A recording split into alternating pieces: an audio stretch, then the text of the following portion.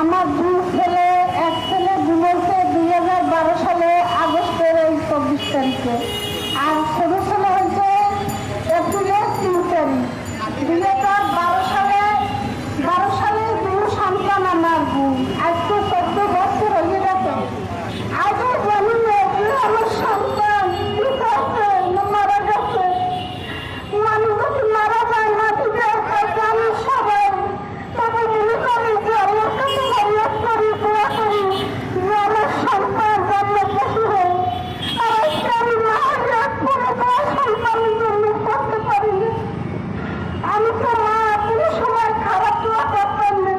আমি সবসময় ভাবি যে আমার সন্তান যেতে আছে আসলে কাজ ফিরে আসবে, আল্লাহ আমাকে ঘিরাইয়া দেবে। আমি এই সরকারের বলতে চাই যে আমার দুটি সন্তান আমার পৃথিবীতে আর কিছু নাই। আজকে আমার কাছে আছে খালি 10 মাইল 10 সন্তান, সবাই আমার পাশে, তাছাড়া আমার এখন বলতে কেউ নাই। আমি চাই যে আমার সন্তান জীবনে থাকুক, যেমনি থাকুক, আমি শুধু এগিয়ে জানতে চাই। আর একটা আমি বলতে চাই, যখন আমার ছোট ছেলে ঘুমাইছে আমি বড় অফিসে গেছি, যাওয়ার পরে এই আমার ছোট ছেলে যখন ঘুমাইছে আমি গেছি, বড় ছেলের ঘর যাচ্ছে আমি বড় অফিসে গেছি, তখন লাঠুর উপরে বাইক তার কাছে আমি গেছি, যাই নাম্বার আমি ফোন দিচ্ছি।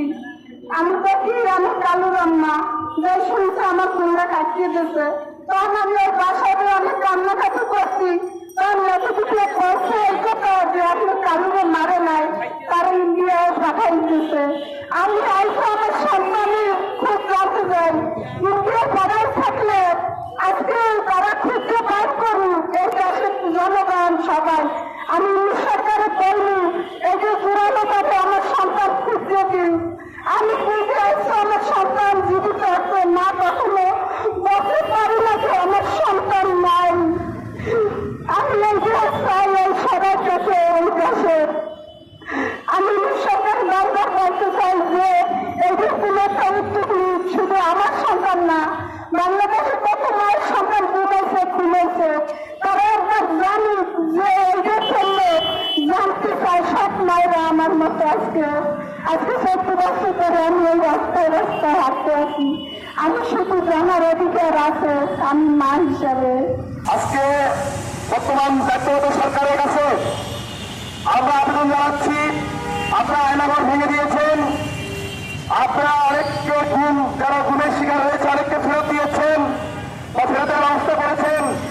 আপনারা ফিরোজ খান কানু এবং মিরাজ খানের অসহায় মা আজকে তাদের ঘুরে বেড়াচ্ছে তাদের দুটি সন্তানের জন্য।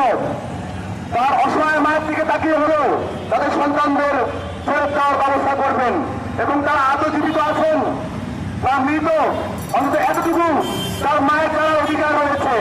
আমরা সকল হত্যাকাণ্ডের বিচার দাবি করি, সেই সাথে যারা গুমের শিকার হয়েছেন তাদেরও ফেরত দেওয়ার দাবি জানাচ্ছি।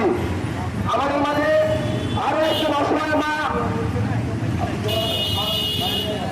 আমাদের মাঝে আরো একজন অসহায় স্বামী হওয়া স্ত্রী দাঁড়িয়েছেন, ওনার নাম হচ্ছে আলী হায়দার, উনিও গুমের শিকার। আজকে দীর্ঘ বছর কেটে গেল, এই ওনার স্ত্রী জানেন না আমার স্বামী বেঁচে আছেন, বেঁচে আছেন না মারা গিয়েছেন। আমরা ইউনিট সরকারকে বলতে চাই, আপনারা যেমন আইনাগর ভেঙেছেন, গুমের অনেক গুম ভরে মানুষকে ভোট দিয়েছেন, আলী হায়দার, ফিরোজ খান কালু, মিরাজ খান সহ আরো যারা গুমের শিকার হচ্ছে আদৌ যাদের সন্তান মিলেনি তাদের সন্তানের ব্যবস্থা করে আমরা জোর দাবি জানাচ্ছি। আপনারা জানেন দীর্ঘ 16 বছর বাংলাদেশে একটা ফ্যাসিস্ট সরকারের শাসনামলে ছিল। সেই ফ্যাসিস্ট সরকারের শাসনামলে বাংলাদেশের শত শত মানুষ নিখোঁজ হয়ে গিয়েছে, হাজার হাজার মানুষ ক্রুশফায়ারের শিকার হয়েছে, হাজার হাজার মানুষ হত্যাকাণ্ডের শিকার হয়েছে। আমরা কোনো মায়ের বুক খালি দেখতে চাই না, আমরা কোনো স্বামী হারা স্ত্রীকে রাস্তায় দাঁড়িয়ে থাকতে দেখতে চাই না, আমরা কোনো সন্তানকে দেখতে চাই না তার বাবার জন্য অধীর অপেক্ষায় আছে, তার অধীর অপেক্ষায় বসে রয়েছে, তার পিতাকে এত বেঁচে আছে না মারা গিয়েছে এতটুকু জানার অধিকার একজন সন্তানের রয়েছে বলে আমরা মনে করি।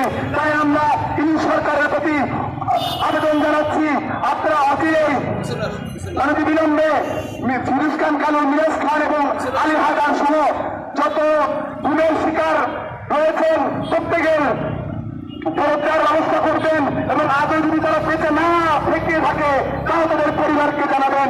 এই এতটুকু জানার অধিকার এদেশের নাগরিক হিসেবে তাদের পরিবারে রয়েছে বলে আমরা মনে করি।